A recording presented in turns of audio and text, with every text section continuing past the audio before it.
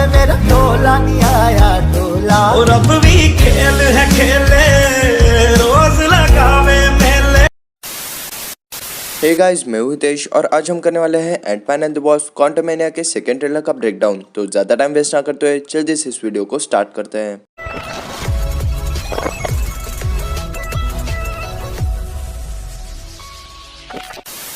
तो एंटमैन 3 का second trailer इसके फर्स्ट ट्रेलर के कंपैरिजन में बहुत सीरियस था। इस ट्रेलर में कोई फन एलिमेंट नहीं था, बल्कि जैसे जैसे ट्रेलर एंड हो रहा था वैसे ही चीजें और डार्क हो रही थी। इस ट्रेलर की स्टार्टिंग में हमें वही सेम शॉट्स दिखे जो हमने फर्स्ट ट्रेलर में भी देखे थे, और फिर हमें वही पुराने शॉट्स के एक्सटेंडेड सीन्स दिखे और एंड ट्रेलर के लास्ट में हमें सारे न्यू शॉट्स दिखे। तो पहले हम ये जान लेते हैं कि आखिर ये मूवी हमें क्या दिखाना चाहती है, यानी इसकी स्टोरी क्या है। तो स्टोरी कुछ इस प्रकार है कि स्कॉट लैंग यानी अपने एंटमैन को कभी टाइम नहीं मिला अपनी बेटी यानी केसी लैंग के साथ रहने के लिए। जब केसी छोटी थी तब स्कॉट जेल में था, जब वो थोड़ी बड़ी हुई तब स्कॉट जेल से बाहर आया, एंटमैन बना और 5 साल के लिए क्वांटम रेल में फंस गया। और 5 साल बाद जब वो वापस आया तब तक केसी बड़ी हो चुकी थी और अब स्कॉट के मन में वो गिल्ट है कि वो अपने बेटी के साथ समय नहीं बिता पाया, ना उसका बचपन देखा और ना ही उसे बड़े होते हुए देखा। और मूवी में स्कॉट के इसी इमोशनल पॉइंट पे कैंग अटैक करने वाला है। तो कैंग स्कॉट को एक डील ऑफर करता है और डील ये है कि अगर स्कॉट कैंग को जो चाहिए वो दिलाने में उसकी मदद करेगा तो कैंग उसे उसका बीता हुआ समय लौटाएगा, क्योंकि कैंग टाइम एंड रियलिटी को कंट्रोल कर सकता है। तो उसके लिए ये कोई बड़ी बात नहीं है कि वो एक ऐसी टाइमलाइन क्रिएट करे जिसमें स्कॉट उसकी फैमिली के साथ हंसी खुशी रह सकता है।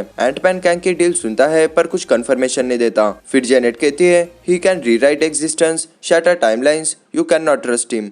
तो बेसिकली यहाँ कैंग की बात हो रही है और जेनेट बता रही है कि कैंग वास्तविकता को बदल सकता है और वो मूल समय रेखा यानी सेक्रेट टाइमलाइन को भी नष्ट कर सकता है। यानी कैंग एक ऐसा व्यक्ति है जो दुनिया को अंधकार की गहराई में ढकेलने की ताकत रखता है। जिसके आंसर में स्कॉट कहता है I don't care who this guy is, I just lost so much, he can give us a second chance. अर्थात मुझे फर्क नहीं पड़ता कि ये कौन है और क्या कर सकता है, मैं बस खो चुका हूँ और मुझे लगता है कि ये हमें एक दूसरा मौका दे सकता है। तो अगर आपको लग रहा है कि स्कॉट डील एक्सेप्ट करेगा तो ऐसा कुछ नहीं होने वाला। एंटमैन यानी स्कॉट लैंग कैंग की डील को रिजेक्ट कर देगा और फिर कैंग कहेगा तो बेटा एक काम कर, सरसों का तेल लगा के उल्टा लेट जा।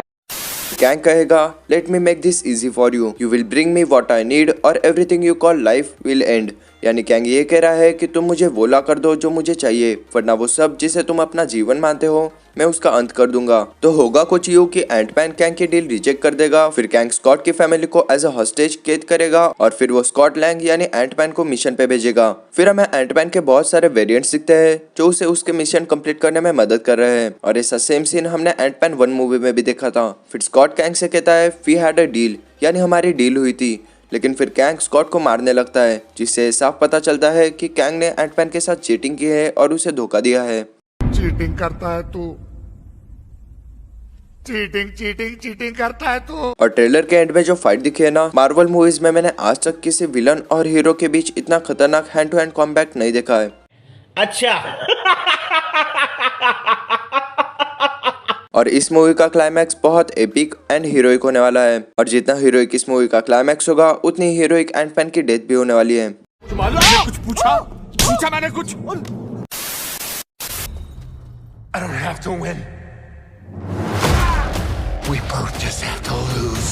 जो ये क्लियरली शो कर रहा है कि मूवी के एंड में एंटमैन खुद को सैक्रिफाइस करेगा और लास्ट में हमें कैंग दिखता है जो एक पावरफुल एनर्जी ब्लास्ट करता है और इसी के साथ ये ट्रेलर एंड होता है। इसके अलावा इस ट्रेलर में हमें मोडॉक का कैरेक्टर दिखा 2 डिफरेंट लुक्स में, पहला जब वो कैंग के पीछे चल रहा था तब, और दूसरा उसका फुल्ली आर्मर्ड ओवरपावर लुक। मोडॉक की बात करें तो कॉमिक्स में इस कैरेक्टर की ओरिजिन स्टोरी अलग है और जो मोडॉक बनता है वो कैरेक्टर भी अलग है, बट एमसीयू में एंटमैन 1 मूवी के मेन विलन यानी येलो जैकेट को ही मोडॉक बना दिया है और एमसीयू के पॉइंट ऑफ व्यू से कंटिन्यूटी को मद्देनजर रखते हुए येलो जैकेट का मोडॉक बनना बहुत लॉजिकल है, क्योंकि एंटमैन 1 मूवी के एंड में येलो जैकेट क्वांटम रेल में गया था और क्वांटम रेल में जाते वक्त उसके हाथ पैर छोटे हो गए थे जैसे मोडॉक के हैं, इसलिए येलो जैकेट का मोडॉक बनना सेंस बनाता है। तो गाइस ये था एंटमैन एंड द वॉस्प क्वांटमैनिया के सेकंड ट्रेलर का ब्रेकडाउन। आई होप आपको ये ट्रेलर ब्रेकडाउन पसंद आया होगा और अगर आपने एंटमैन 3 के फर्स्ट ट्रेलर का ब्रेकडाउन वीडियो नहीं देखा है तो उसका लिंक आपको डिस्क्रिप्शन में मिल जाएगा, उस वीडियो को भी जरूर से चेकआउट करना। तो आज के लिए बस इतना ही, मैं मिलता हूँ नेक्स्ट वीडियो में। Good bye.